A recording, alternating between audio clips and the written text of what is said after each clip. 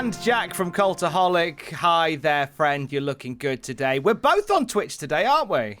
Oh, well, yes, we are indeed. I am on Twitch at 6 p.m. British time with Owen doing Football Manager. When are you on Twitch, Tom? Well, I'm doing the pre-show, so I'm on at 2 p.m. Greenwich Mean Time playing Legend of Zelda. Or if you watched us yesterday, or last week rather, Legend of Dickhead, as we're now calling it. Which one? Ocarina of Time, mate. Oh, no. Magical Musical Pasty, mate. That's the one we're playing. Where are you up to? Right, we've just got into Hyrule Castle. Oh, nice! Great part of the game. We're about to have a chat with Zelda, I think. Are you doing the Metal Gear Solid bit, sneaking around the guards and stuff? That's how we're starting the stream today. What a bit! Sneaky deaky. I'm so pleased that you didn't say you were at the water temple. Everyone hates the water temple. I hate it so much. Much hate for the water temple. I feel like I'm going to burst a blood vessel when I get there. As are you, waiting for wrestling news, I bet. So here it is. Future plans for returning WWE legends have been revealed. AEW heavily edited last week's Dynamite. We'll tell you why. And we've got an update on John Cena's WWE status. You'll see that, or you won't, in a bit. But first, did you get past the water temple in the end, Jack? Oh, it was years and years ago. I think I did, but with the help of one of those walkthroughs. Not an online walkthrough, one that you had to buy. A Prima guide. In shops. Yeah. That's the only way. Everyone has said what a nightmare that bit is. But what's your favourite part of Legend of Zelda Ocarina of Time? We'll get to the news in a bit. I think just that. I think you've already done it, Tom. The bit where you walk out on a Hyrule field and the music plays and you're in the world.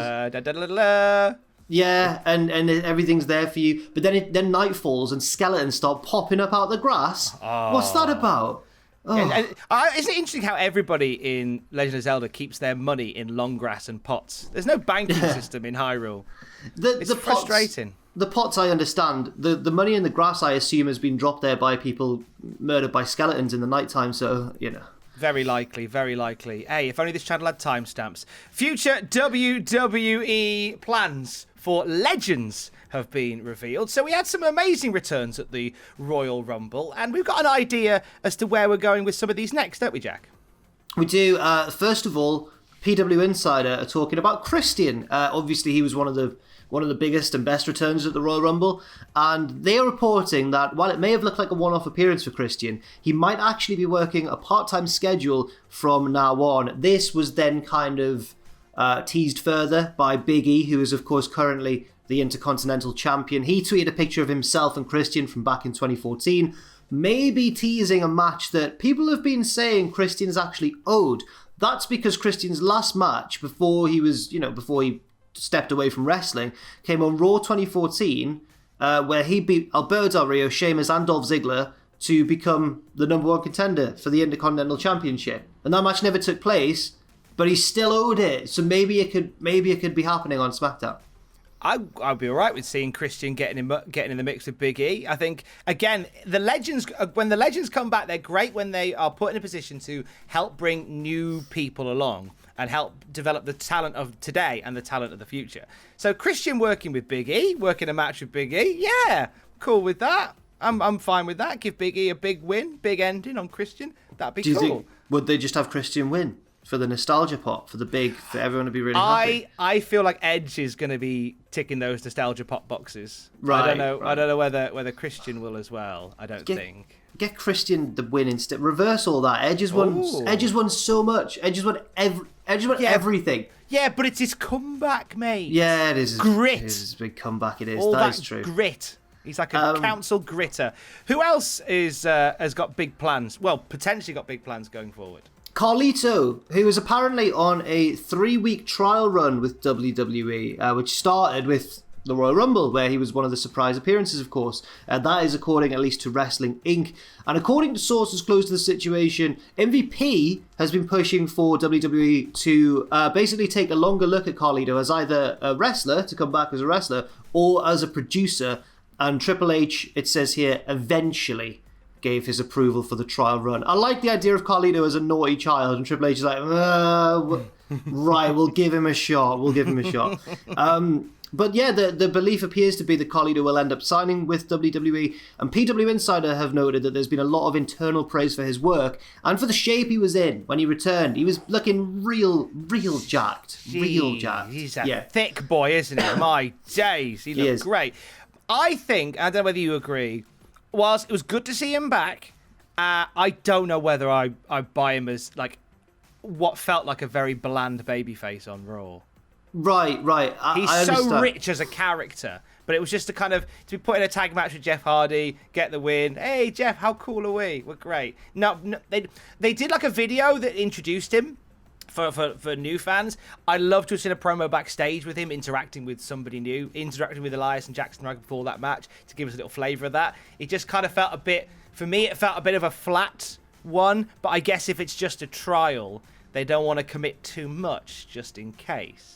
Maybe, but I do agree with what you're saying, though. Hopefully, if we look at it, if we compare it to maybe someone like MVP, who was vouching for him, I mean, look, no one thought that MVP would become such an integral part of the modern-day product, as he has done, and that started with the Rumble return as well, so maybe it's all looking okay for Carlito. So Carlito and Christian, potentially some big things coming for them following the Royal Rumble. Staying with the Royal Rumble, the winner of that match they were in was, of course, now we know, Edge. Adam Edge Edgeland. And we find out a little bit more today about how that win came about for him, haven't we, Jack? This is my favourite news story of today. So, on the latest Wrestling Observer Radio, Dave Meltzer suggested that Edge's win at the Royal Rumble was the idea of Edge. He said they were going to do instead an I Quit match at WrestleMania between Edge and Randy Orton. And instead, Edge got this idea. Well, I assume between Edge and Randy Orton. He hasn't actually mentioned it, but I assume he mentioned that.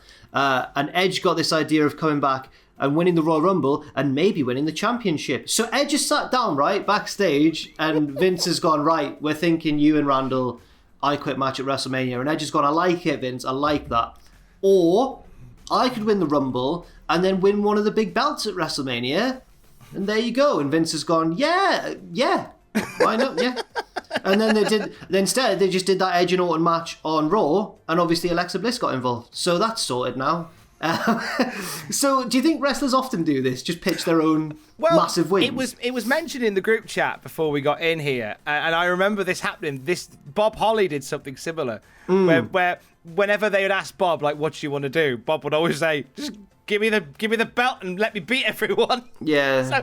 So I would imagine quite a few do lobby for that kind of thing. I do love the idea of Edge. Just, part of me goes, that's kind of what an E-Feder would do.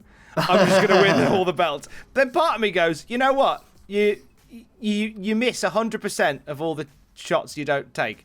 And I like the idea of Edge just going, you know what? I'm just going to ask the question, can I win the Rumble and become the champ?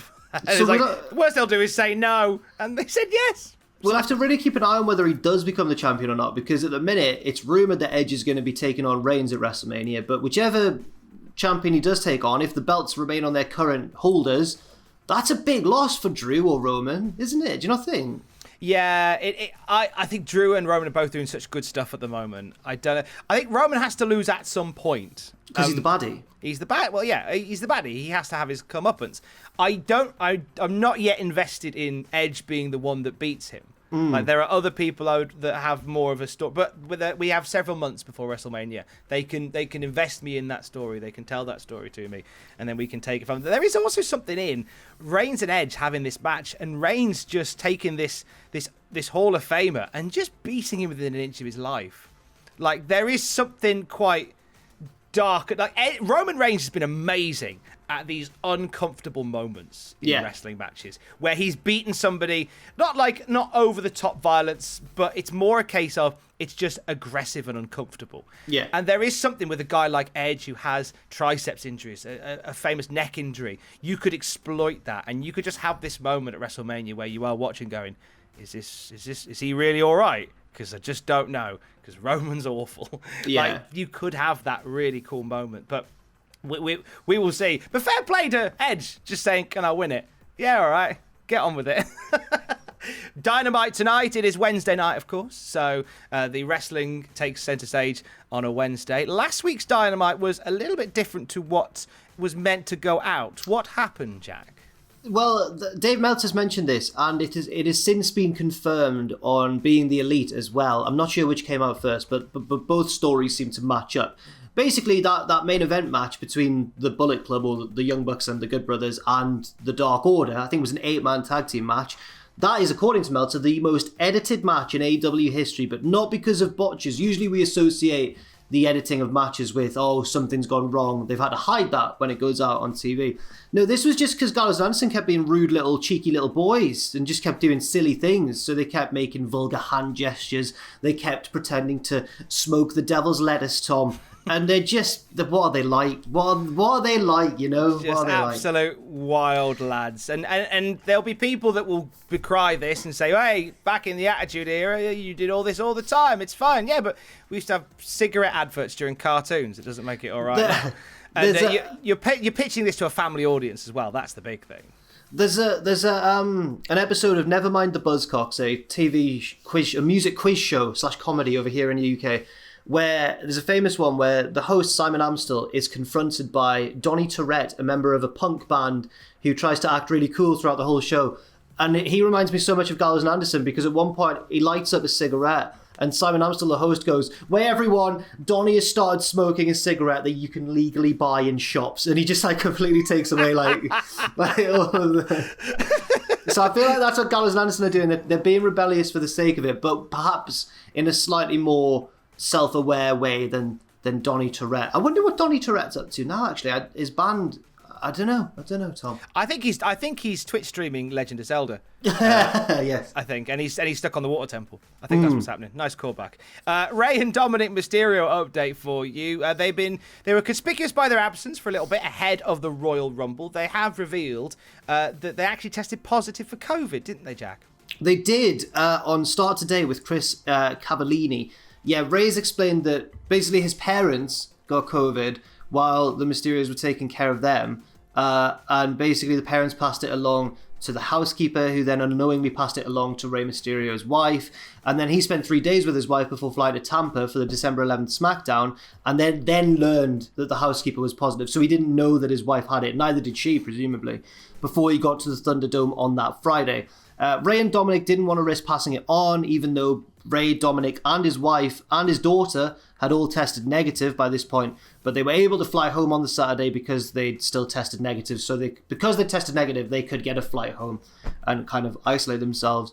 They started developing symptoms on Saturday night, and following a quarantine period, have now tested negative again. So I'm assuming these tests happened, the first round of tests maybe before they'd contracted. I don't really understand. Maybe it was a false. I don't understand, Tom. I think they were concerned they were sure it wasn't a false negative. Right. From what I gather, it was a case of the timeline being that Rey and Dominic discovered whilst they were en route to the Thunderdome that the housekeeper had tested positive. Yes. So they get to the Thunderdome, they take the test is negative, but they go, look, just to err on the side of caution, because we've been in contact with somebody who's had it, we'll make a move. Fair enough. Lo and behold, when they got back, they started getting symptoms. So it's a sensible call, the right call, and yeah. They're back now. They're fine now. They're all good. They were back at the Rumble. Will we be seeing, away from that, will we be seeing John Cena back soon? So there's been a lot of conversation about John Cena being involved at WrestleMania this year, something that he says is mathematically possible. To paraphrase Scott Steiner, there's wrestle maths involved here.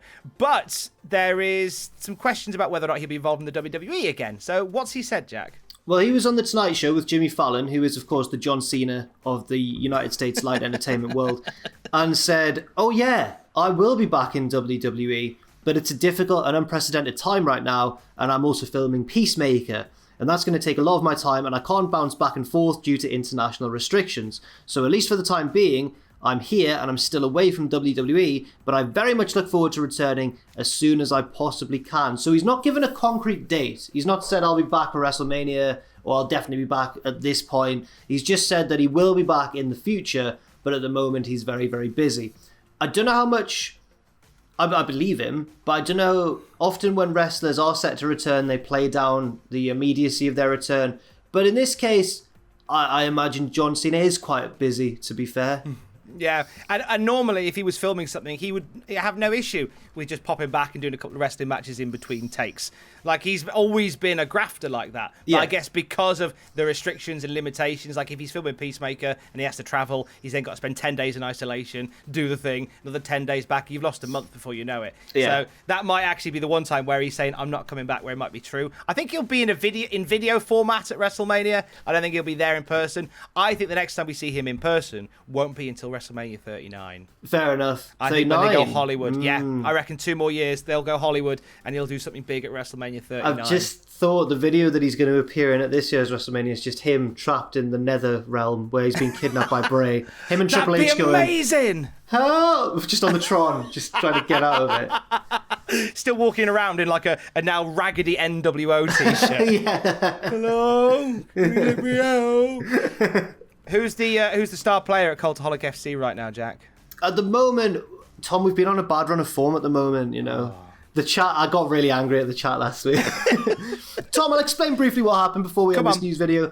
We were 3-2 up. That's quite a volatile scoreline. 3-2, both teams are conceding goals. You never quite know what's going to happen. I said, Owen, I want to pull back. I want to go more defensive. I want to take some of our attacking players off, pack the midfield and the defence. Don't let them get through. Hold on to this slender 3-2 lead. The chat, and Owen sided with them, and I know he's listening right now, and he did side with them. The chat said, no, Jack, you coward, keep it the same. Keep it the same if you're winning.